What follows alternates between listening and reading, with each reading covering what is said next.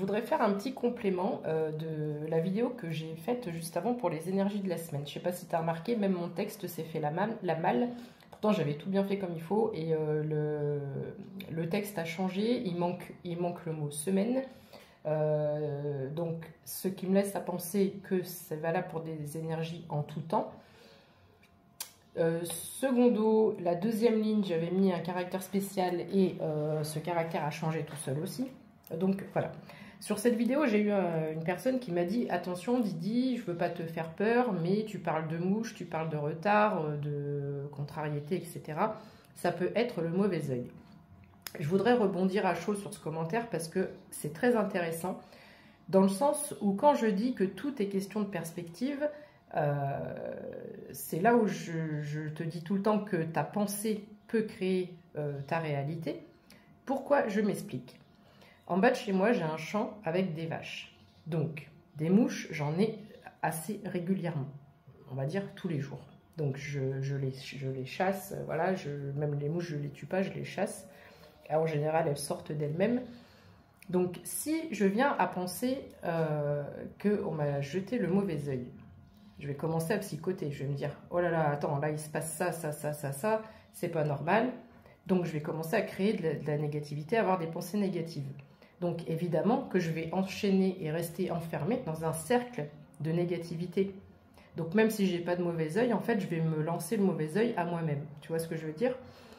Or, moi, je préfère tout simplement me dire, c'est la nature, il y a des vaches, il fait chaud, il y a des mouches, voilà.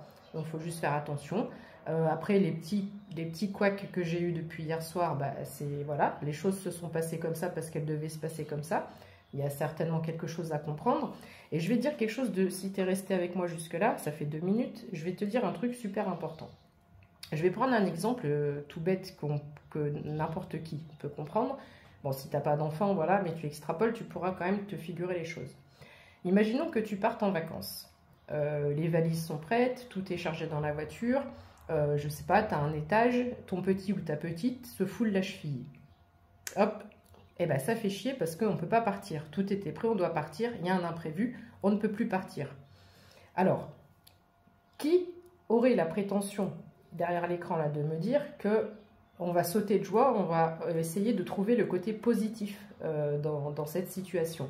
Non, parce que ça nous contrarie, parce que ça nous retarde, parce que nos projets, voilà, on est obligé de faire autrement.